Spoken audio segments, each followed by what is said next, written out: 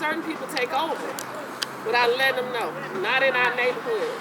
Not this time. Not around our children. And there are a lot of young parents who are just not ready for childhood. They're just not ready to raise their children. And they get overwhelmed. And a lot of grandmothers who have taken on the responsibility of raising their grandchildren because the children are addicted to drugs. That's how they got pregnant in the first place. They really didn't intend on getting pregnant. They really didn't intend on raising children. But they did, and somebody had to do it. But some grandparents need to know how to say no and let them go into the system. And that's unfortunate. Sometimes the system doesn't work for them. But we need to focus on how we can improve things in our community. So before I get started, I wanted, and before I bring on our speakers, because we're not going to stay long because it just might rain on us. I wanted to tell you some of the things I've done this week, since we've been here, since our meeting the last time. I went to, I didn't get a chance to talk about it at Chicago State. I went to a meeting of Catalyst, the forum that they had for parents, and it was excellent. It was excellent. I don't know if I forwarded to you all information that one of the parents passed out dealing with organization and structure. Did I pass that? I don't remember seeing it. I don't think I've seen it. It's a PDF file. It's pretty big. I'm going to forward that to you. Okay. Also, because let me share it with you.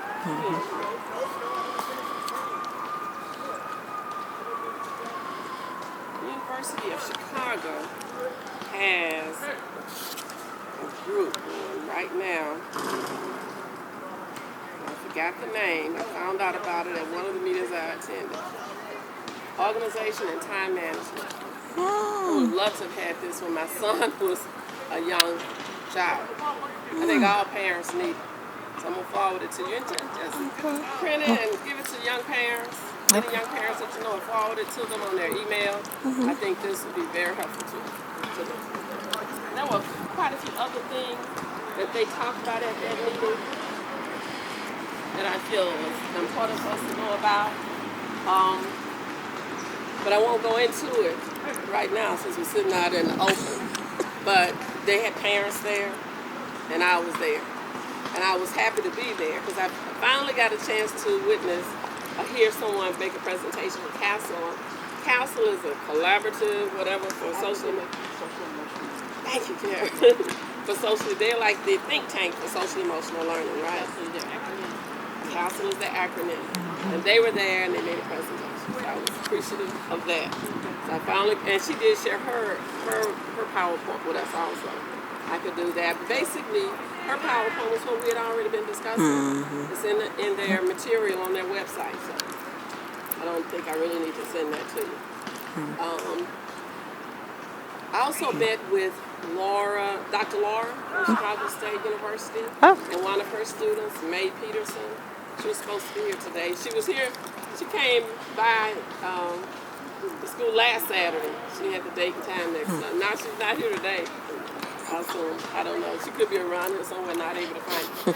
But she hopefully will be a part of our group. And I want to introduce her to your group as well, Karen. Karen has another Grassroots social emotional learning group.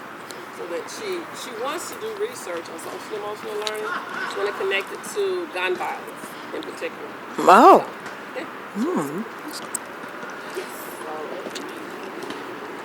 Main problem, the wrong people have guns in their hands, and they do not, sometimes they're so young, they can't even hardly carry the guns.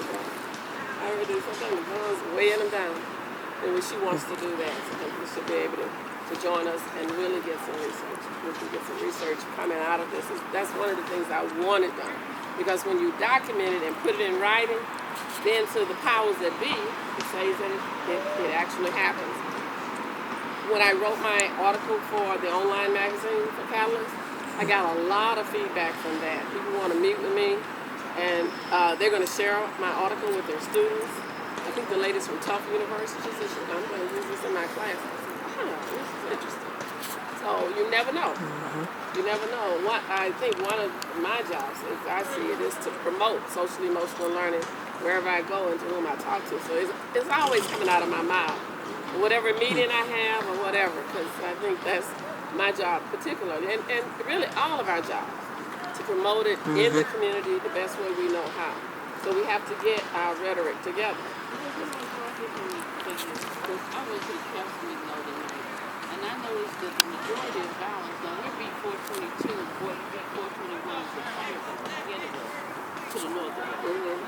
They have more violence going on in their area in 421 than we have in 422, because their numbers are way higher than the numbers in our area. Well, according to Ed Gardner, our numbers have gone down because we've been working on it. As block clubs, maybe our block clubs are more organized than theirs.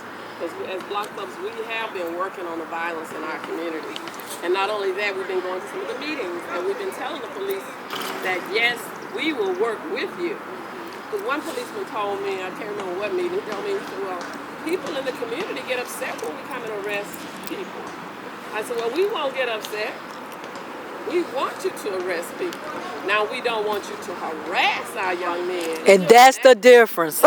That is the difference. That is what they're doing sometimes. They are harassing some young men. I said, and plus we want them to work just as hard to keep young men out of jail as they are. Once they get in jail, we want them to work with them. So when they get out of jail, they won't be the same person, that they're not animals or A repeat offender. You don't want to keep being that. No. Something else that every time the police come in contact with somebody, they make you a contact card. No matter what you've done, they make a contact card of you. Now they don't use it against you unless something has happened in the community and you fit the mold. Oh. Then they'll come after you because they got this contact card on you with all this information that they got when they came in contact with you in the first place.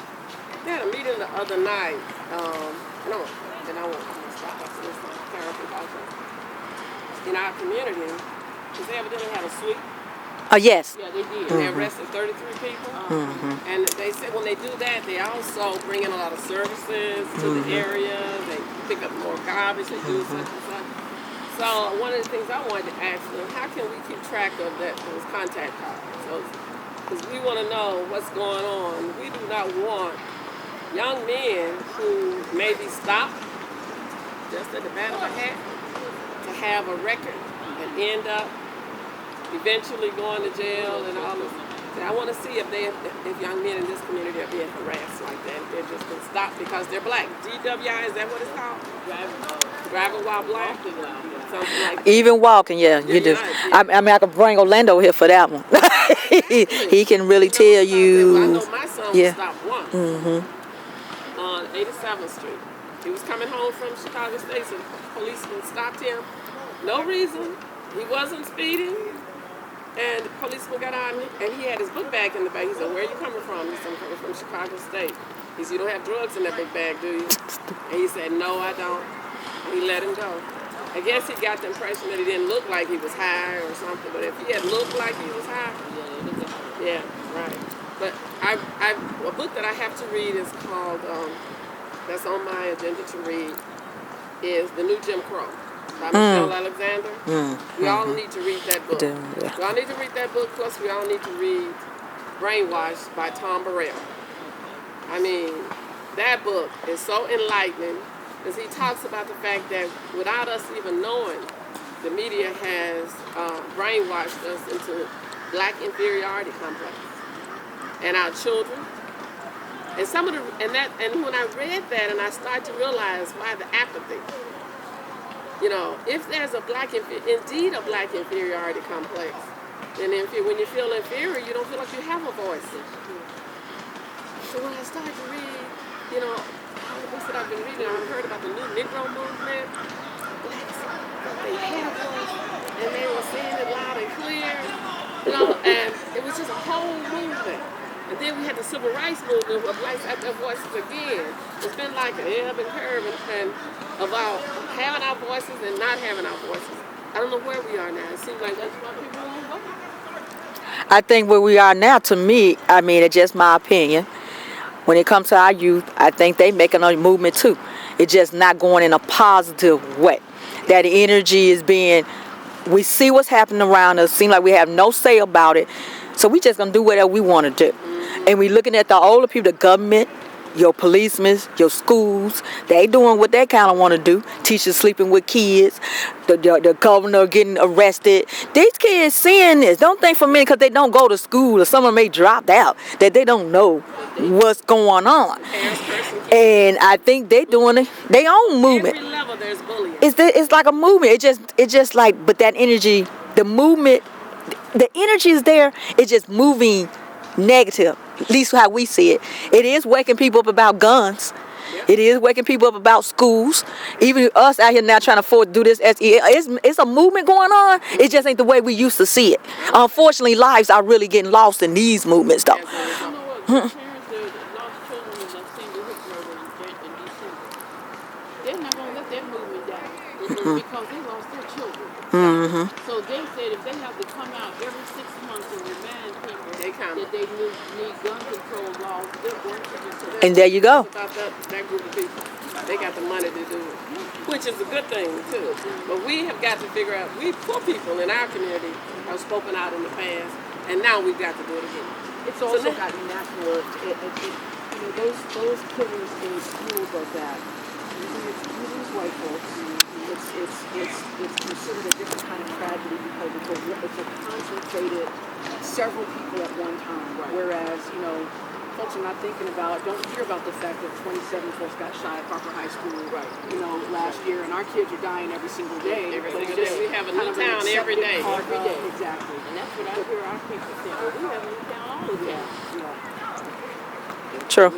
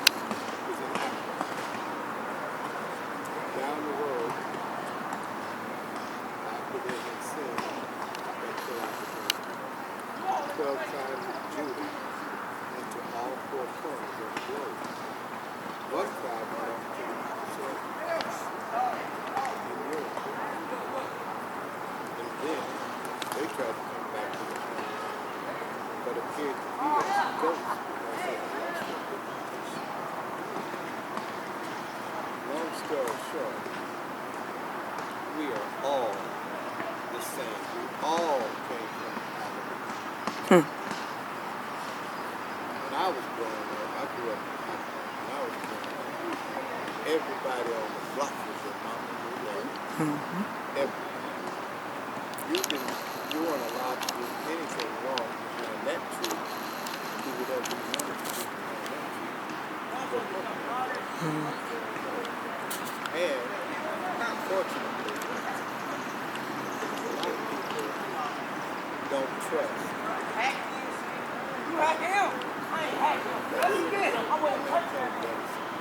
I'm a certified citizen. Right. So how you going? When you go out after you, what you mean? Now, the man that started, You bang me in my lip. alcoholic. Wait, I stopped the ball. The ball is on your lip. Dr. Bob. Dr. Bob. And he was a alcoholic. Yeah, I know. And he had went to several different entities to stop being an alcoholic. And it didn't work. Then that one night, down on his knees, God shined that light on him, woke him up, trusting in God. The only way we're going to get out of this is, one lady mentioned to me at one of the many meetings that I've been to, she said, all this started when they took prayer out of school. Yeah. That's what she said to me. Parents say, All right, well, we're going to connect the dots here. This last, these couple months here, we've been exploring SEL. As many of us had never heard of it. I told you all I had never heard of it until I was introduced to it last semester. And one of our mission is to stem the tide of violence, and we believe SEL will help us do it. So today we want to kind of finalize our exploration with Miss Karen Curry. Laura, watch the police. She is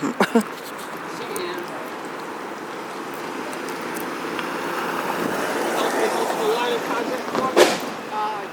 Used to be. Yeah, I'll explain. She'll explain who she is too. But to me today, she's going to connect the dots to us, especially in regards to violence. What I love about her, someone told me about her at another meeting I went to, the many meetings. They said, oh, you got to get in touch with Karen Curry. She's the SEL expert. And so I called her, and we met for lunch. I found out that she's my neighbor. Oh, wow. Doesn't live too far. We are very blessed. Wow. Very blessed. She lives in our area. Okay. So it's like, we need you, Karen. She can be there in 5 minutes. That's So wonderful. isn't that wonderful? That's wonderful. That is wonderful. I said, when I heard that, I said, oh, God, means for this to occur. This movement is blessed. How else could we have an expert right in our community? The purpose of this is definitely on target. Karen, that's Karen Curry, ladies and gentlemen. Oh, please, that's Yay! we didn't actually meet. I am Karen. Did I hear Keith? I'm Keith. Nice to meet you. Nice to meet you. Sonia, right? All right. Okay. Right. James. Julia. Julia, thank you. Where's your son? He over there playing basketball. He got tempted by basketball. So wonderful to hear Karen. No, that's all right. This is going to be absolutely informal, and it's going to be short, I hope. But I first of all thank you so much, Laura, for the opportunity to just share with you. I'm just happy to be with you, and always happy to know that other folks are interested in this work. I'm a social worker by training, and I've worked for the last about 11.5 years for an organization, so mental health, public education, and advocacy organization. This is in the Lima. And about maybe 7 or 8 years ago, I went to a workshop that was being given by CASL, Collaborative for the Collaborative for Academic, Social, and Emotional Learning. And they're actually right here in Chicago. They used to be affiliated with UIC. They broke out on their own. They had their own 501c3 as of about maybe 3 or 4 years ago. But I heard this, I wasn't familiar with SEL before that time. And I was doing work in schools, doing a lot of prevention work. And something just clicked with me when I had a chance to go to this workshop. And as I've continued my work over the last 8 years, it's really become absolutely clear to me that social emotional learning, social emotional intelligence, social emotional development, that part of our growth that has to do with how we interact with one another and how we are in relationship with one another, that is essential to everything. For about 4 years, I coordinated a statewide professional development project to help train educators on how to implement social emotional learning in schools. Don't know if you know this, but Illinois back in 2003 became the very first state to have legislated that social and emotional learning standards need to be part of all the academic learning standards for the public schools in Illinois. And so that's where this whole SEL thing started to kind of have some public,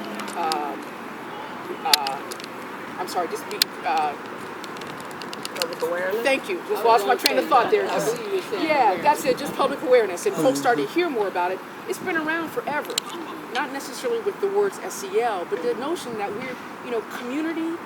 People don't get along by themselves in this world. We're part of a social world. So the concept of SEL is as old as Methuselah. But the fact that it's been mandated to be in schools now is relatively new. And so I was really pleased when Laura and I met to hear that here we have this grassroots intention to really have schools honor really what their commitment and mandate is supposed to be. Exactly. Now we know that people are often as accountable as they are monitored. And there's not really a lot of monitoring yet on this social emotional learning thing. I go to schools now in different parts of the state, even in Chicago, and ask educators, let me how many of you know about SEL? And there's still folks who are not raising their hands. Educators. And it's been in the schools since 2005. So we have a lot of work to do. So I worked on this project for about 4 years or so. For the last couple of years, most of my professional work, all of my professional work is still around social and emotional learning. But my focus is as much on communities now as it is in schools. Because if you think about what SEL really is about, and I don't know if you learned this when you met with Castle or when Castle came to present, but think about the skills. All that SEL is a process of learning the basic skills in life that every person on the planet needs in order just to navigate the world. That's all it is. So for me, it doesn't matter what you call it. There are people all over Chicago who are doing it, people all over the country who are doing it. Some people call it life skills. Some people call it character development. For some people, it's just good parenting. But it's teaching with these skills. There are five skills. One is self-awareness. So how do I get to know who I am, right? How do I get to be able to identify my feelings? How do I know the difference between being angry and being disappointed? Being anxious, being happy, whatever words we put to it. How do I get to learn as a little one to identify that, right? And then once I can kind of identify my feelings, how do I learn kind of who I am and how I am seen in the world? So I'm one person in this community, in this classroom, or in this Sunday school class, or whatever, in this place. How am I? What is my being like in the place? How do I come across to you and to you and to you? Little kids need to learn that. And it's a skill. We don't come out of the womb knowing it. It's a skill. Hopefully taught by our parents, but we know it's taught, there's a continuum of how well we're taught that by our parents, right? So once I understand who I am and have that awareness of who I am in my space, then I got to know how to manage those skills. I got to know how to manage the skills and the emotions. So, okay, I'm angry now. So what do I do with that? Whether I'm with mom or dad, or Miss Johnson, the teacher, or Pastor Harrison down the street, or the grocery store guy who's telling me to get out, how do I manage? Do I punch him in the nose? Do I walk away? Do I count to 10? What am I feeling in my body that lets me know I'm angry and I need to do something? That's a skill also. That's management, learning how to manage our behaviors, but also learning how to manage the emotions that come from the behavior. Because if the anger is not the behavior, right? We know this. Anger is the emotion. It's the behavior is what we do when we are angry. So the skill of understanding that I'm angry or happy, whatever it is, and how do I manage? Management is also, management is also about setting goals. What do I want to do? What's my purpose here? What do I want to do with my life? Again, these are skills to be learned. Yes, sir. The one thing that Jesus taught out of the apostles, love others. You don't help a person that's negative by being negative with them. That doesn't work. Absolutely. And to that issue of negative and positive, one of the things that I've learned is, often we think about some feelings as negative and some feelings as positive. Anger's bad. Anger's not bad. Anger's just neutral. Anger's neutral. Joy is neutral. Sadness is neutral. Pain is neutral. It's how we manage those different feelings, right? If I don't learn how to release my anger some kind of way, that's half the reason there's so much killing going on. We haven't learned how to manage the anger that is very real in us. We haven't been taught that skill, so all we know how to do is lash out. And some of us lash out with guns, some of us lash out different ways. That mom who's cursing at her kids, she's in pain. She's in pain. She hasn't learned what she needs to do to manage, and so all she knows how to do is beat up on some people who don't have as much power as she does. Because she's getting beat up. That's exactly right. And if we don't have power, and a lot of us don't have power, and this is not a racial thing necessarily. This is about everybody. Power. So if I have less power than you, and I feel like I've got to exert myself, I'm going to beat up on you who has less power than me, and then you're going to beat up on. And that's because we haven't been taught a more healthy way to deal with the different feelings that we have. That's what social emotional is all about. I noticed that my neighbor to the south of me, the woman doesn't get along well with her daughter. She gets along better with her sons. Now, when she moved there, it was only her and her son. So since that time, her daughters have come over here. But one of her daughters, she and her daughter had a verbal argument, and she told her daughter to leave. She didn't live there. Oh, the words that was coming out of her mouth was despicable. The daughter or the mother? The daughter. And she called her mother everything but a child of God. So when the police got there, by that time, it was 20 minutes before in the morning. Wow. While they had to disturbed the whole neighborhood because she was hollering out loud like somebody was physically strangling her, and nobody was bothering her. But she didn't want to leave, even though the mother had told her to leave. So the police officer told her, he said, you can't keep on standing out here disturbing your neighbors. You can't do that. Well, I'm mad with her. She haven't done anything for me since I was 10 years old. And man, she looked like she could be in her 30s now. And I'm just angry with her. And that's all I kept hearing coming out of her mouth. How her anger. It's about her anger. Absolutely. And a lot of us are angry, and a lot of us are in a lot of pain, and for good reason, for legitimate reason, I should say. Excuse me, please. But we have to learn how to channel that a little bit differently. One of the ways we learn how to do that is through the skill of social awareness, right? There's one of each of us on the planet, and there's billions of other folk on the planet. So if we can't learn how to, excuse me, respect the fact that there are other folks who look different, who act different, who see differently, who have different perspectives, and not that we have to get along, not that we have to have everybody be our best friend, but we've got to embrace the fact that we're not going to agree about everything, whether we're in the same family or whether I've never met you before. And if we don't agree, and there's nothing wrong with conflict, but there's a way to do conflict. We can have conflict and then agree, well, I guess we're not going to agree on this, and still part friends or still part civil. And so what I'm learning so much in being in schools and in community, we have lost the art, if you will, of just being civil. Look at the presidential election. What kind of modeling is that for people to be civil to each other, right? And again, these are skills, empathy, right? Being able to take another person's point of view. These are skills that we need to teach our kids, but we cannot